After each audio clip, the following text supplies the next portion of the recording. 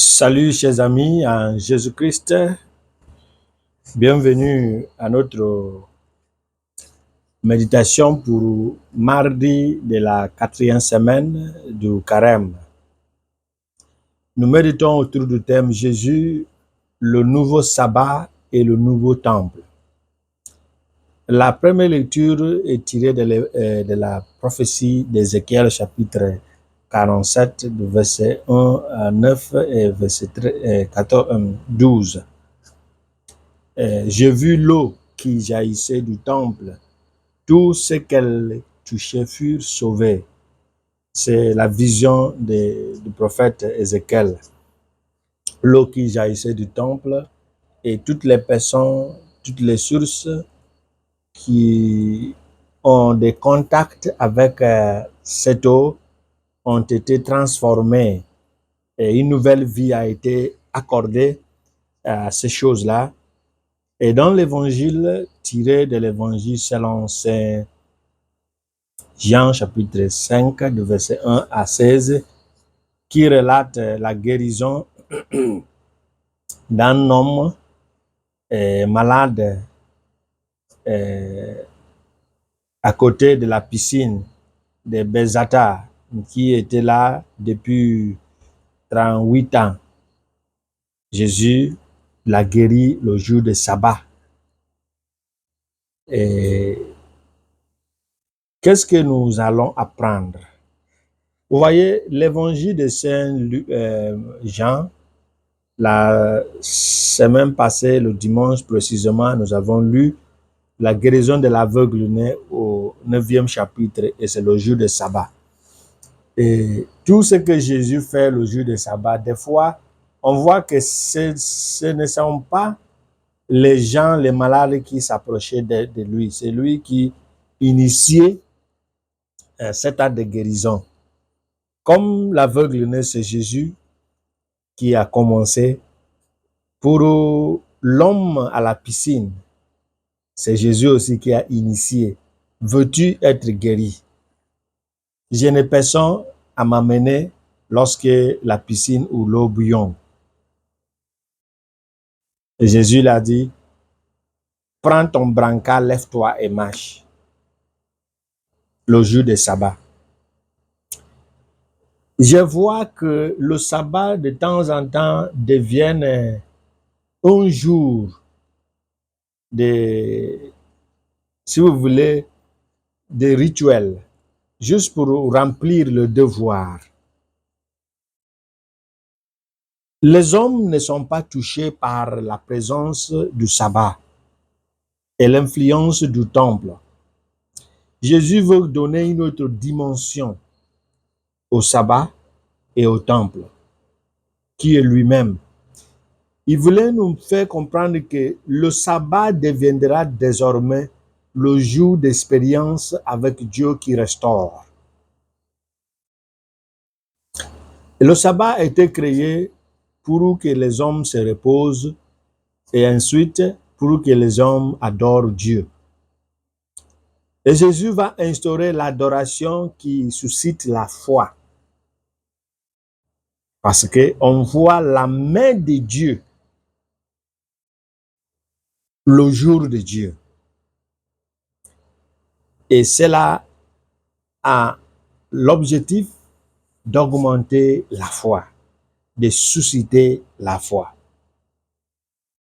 À la fin de chaque guérison, on voit toujours la foi, la profession de foi, l'augmentation de foi. Et Jésus finit par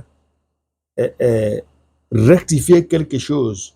Et ce qu'il fait, c'est de faire sortir le bénéficiaire de cette guérison, de ces miracles, de son monde ancien à un nouveau monde où je crois par expérience. Et ce sont les choses qui décorent le dimanche de l'étare, dimanche de joie. Jésus veut instaurer la joie dans le cœur de toutes les personnes qui l'adorent. Et l'une des façons de le faire, c'est d'enlever les choses qui empêchent la foi.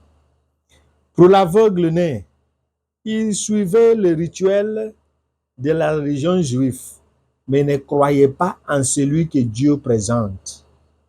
Il fallait la guérison pour enlever l'aveuglement physique, pour que l'aveuglement spirituel soit enlevé aussi. Il a cru. Pour l'homme qui est malade, l'influence du temple n'a rien fait. Je ne dirais pas qu'il n'y a pas d'effet, mais je suppose que, comme Jésus a dit, fais attention, ne pêche plus, sinon il peut arriver une chose pire. Cela est une allusion au fait qu'il y a certaines maladies qui sont les conséquences d'un péché. Il faut comprendre que cette guérison est au 5e chapitre. Et ce que Jésus a dit pendant la guérison de l'aveugle, c'est au 9e chapitre. Au 9e chapitre, il voulait nous dire que ce n'est pas toutes les maladies qui sont les conséquences du péché. Mais ici, il veut nous dire qu'il y a la possibilité de maintenir la réalité juive, que nous souffrons par le péché que nous avons commis. Jésus l'a établi. Raison pour laquelle au Matthieu, chapitre 5, 17, il dit il n'est pas venu abolir la loi et les prophètes, mais il est venu les accomplir. Mettre la main sur ce qu'il faut mettre la main, supprimer ce qu'il faut supprimer, les ajouts de l'homme. Et aujourd'hui, lorsque les gens qui offrent le sacrifice du temple sont les gens qui sont pieux, saints et compatissants, le sacrifice du temple sera efficace. Mais comme c'est une chose, tous les garçons qui sont de la tribu de Lévi deviennent les prêtres. Il n'y a plus de dédication, hein? Il n'y a plus de dévotion. Donc ça devient, parce que je suis de cette famille, je deviens. Parce que je suis de cette tribu, je deviens. Il n'y a pas d'apport spécial. Le temple devient, parce qu'on nous dit si on ne va pas, on a commis le péché, les gens y vont.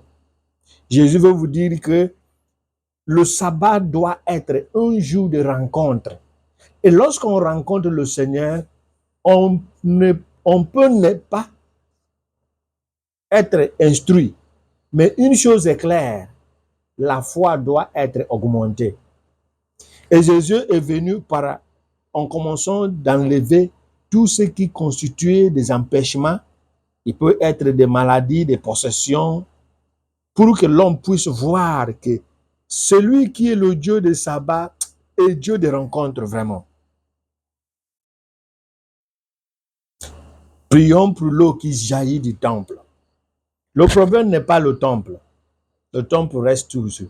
Mais le problème est que l'approche aux activités de temple, c'est ce qui ne rend pas honneur au temple. Et c'est pourquoi Jésus devient le nouveau temple, pour nous montrer comment on doit faire les actes de temple, parce que ma maison sera une maison de prière pour toutes les nations. Si c'est pour toutes les nations, on ne doit pas imposer la tradition juive. Les commandements restent, mais la tradition ne doit pas rester. C'est ce que Jésus voulait nous montrer. Qu'il nous bénisse le Père, le Fils et le Saint-Esprit. Amen.